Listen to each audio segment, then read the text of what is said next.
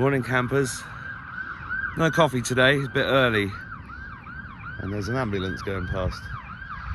Because I'm at Avebury, which is the largest henge in the world. And would you believe it? There's a road that runs right through the middle of it. This place really needs a bypass.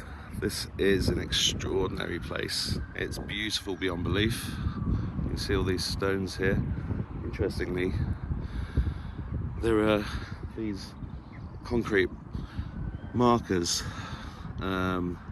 between all the stones, which according to somebody I spoke to yesterday, were put there to hide or to mark out the hidden stones. I'm not so sure. If you ever watched my video on, it's called, you find it on Rumble, it's called, if you type in Mark Attwood 5D Sun, you'll see a film that I made with Gillian England at a stone circle in Derbyshire in England called Arbor Low, where we found concrete blocks that were marked by the royal family with VR and GR, Victoria Regina and George Rex. And those stones, when we energetically cleared them, because they were blocking the ley lines, because Arbor Low is the intersection of 9 ley lines, is at the intersection of 9 ley lines, and these ley lines were being blocked or harvested by the royals over 100 years ago, probably longer. And I think these might, I don't know, I honestly don't know, but I'm suspicious of everything. The point of this video today is, this seems like a good spot, and look, there's no chemtrails in the sky today, not that I can see, which is also pretty remarkable. It's a beautiful day. I'm in England on a short trip, and yeah, it's great. England is such an amazing country. You wouldn't think so by looking at the news and looking at the politics and the utter facile wanker in the Prime Minister's office, but what's interesting about this place is that it pulls in hundreds of thousands of people a year, more probably, I don't know the numbers, but the whole place is set up with a visitor centre and lovely shops and pubs and really, really nice people here. And in fact, the pub over there, the Red Lion, is supposed to be the most haunted pub in Britain. I didn't see a ghost there. I was only in there for lunch yesterday, so it was probably a bit early in the day for a ghost to appear. And this tree, isn't that amazing? Never stop being amazed by simple things in nature. Awe, living in awe, is a beautiful way to live, because we do live on an amazing planet.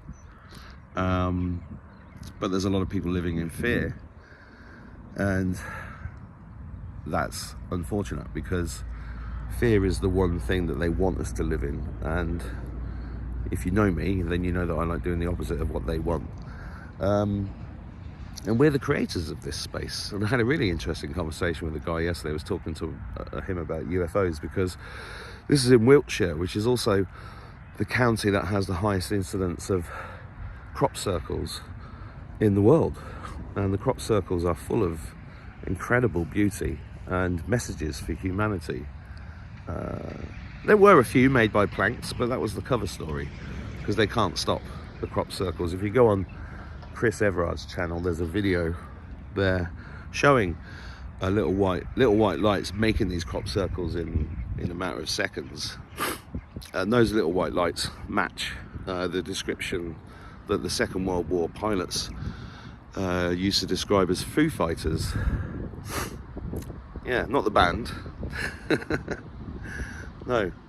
And you know, we're surrounded by these mysterious things, and at the moment we've got the whole UFO disclosure movement infiltrated, and you know, lots of talk about, is there going to be Project Bluebeam, fake alien invasion? Is it going to be, you know, are we going to be told about the secret space program? Are any of these things real? Are any of these channelers who are talking to ships, including me, talking shite or not? Are there factions everywhere?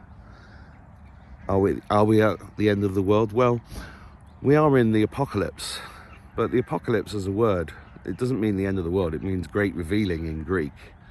And I'm an apocalyptimist. An apocalyptimist is somebody who knows that we're in the middle of the great revealing, but is optimistic about the outcome. Why am I optimistic? Oh look, somebody's left some lovely flowers here. This is one of those concrete blocks. I'm looking for writing on it. Can't see any. Haven't got time to do a full review of Avebury because I haven't had much time here, to be honest. I'd love to spend more time here, but I have a lot of things to do and I have places to go. But isn't it gorgeous? Look at it. Do come to Avebury if you can, and spend some shekels. There's a couple of lovely shops here, the Hen shop, and there's another one over there. They sell all sorts of nice things and crystals and stuff. Yeah, so we're in that period where people are like doubting everything and everybody. But you know, you saw Ian Carroll on who's a great researcher. He was on the Joe Rogan show yesterday, and he was talking about Pizzagate. Now, Pizzagate really is at the heart of everything I think we're going through at the moment, and it's a real tough pill to swallow, and it's so deep and so nasty and so horrific that it had to take a huge amount of time for the Great Awakening to happen. And that's what we're in the middle. Well, are we in the middle of it? Actually, we're near the end of it, I think, because so many more people are starting to realize. I mean, just anecdotally, I was talking to a guy the other week about the vaccine, the jabine, and I said, you know, that was a genocide, don't you? An attempt to kill everybody. And he went, because he'd had 2, and he said, yeah, I'm starting to think that myself. And that's not the only person I've spoken to like that. So I know anecdotally that people are starting to realise. They're not angry yet, but they're starting to realise that, yeah, they've got health issues. And it's ever since they had the jibby jab. And, you know, that is part of what I think this spiritual war that we're in is all about, because we've all been given the choice to know or not. We've all been given the choices. You want to take this jab? Or don't you? Are you scared of dying? Or aren't you? Have you got a connection to God? Or haven't you? You know, and I talk about God and spiritual war quite a bit over the last 5 years. But I was an atheist for, well, I'd say I used to describe myself as an agnostic, actually, for, I don't know, good 30 years. Probably after my father died, I couldn't understand how God could allow such a thing. He was only 37, and it broke my heart. And I know, you know, everybody watching this has had similar situations in their own lives, and it does seem extremely harsh. But if you can look at it from a multi-dimensional, larger viewpoint, you know, the reason why they create this system for us with jobs and mortgages and a unbelievably stupid education system that destroys creativity in our children, including us. You know, it's taken me years and years and years and years to get to the point where I'm at, and I've got 5 children at the moment who I'm desperately, you know, every day is a propaganda war for me against the propaganda going into their heads. And so far so good with them, but it is a battle, especially with the mobile phones and the porn, you know, and the drugs, the easy availability of these things. These are all the devil's work, and I know I've used them all, and they destroy your soul. And we just have to get to the place where we realize there's a bigger picture going on, much bigger picture than what we saw in Congress with Donald Trump's speech yesterday, which was full of actors. The whole world that we're watching on TV with the Ukraine war and all the leaders and everything, it's all acting, but it's for a purpose. And it's like being in a movie where there are real consequences. It's like being in a Lara Croft video game where you actually do get bitten by the snake, or your friend does get shot by a monster or whatever. You know, these things are real, but it is playing out for our souls. It's not our souls. I didn't say our souls. I said our souls. It is playing out for our souls' benefit. And just remember, in the middle of all of this, that there are greater things afoot. There's a whole invisible realm you know, like the haunted pub over there. There are, you know, why is that ghost being seen so much in that pub? And it's right in the middle of this stone circle, which is an incredibly powerful, energetic place.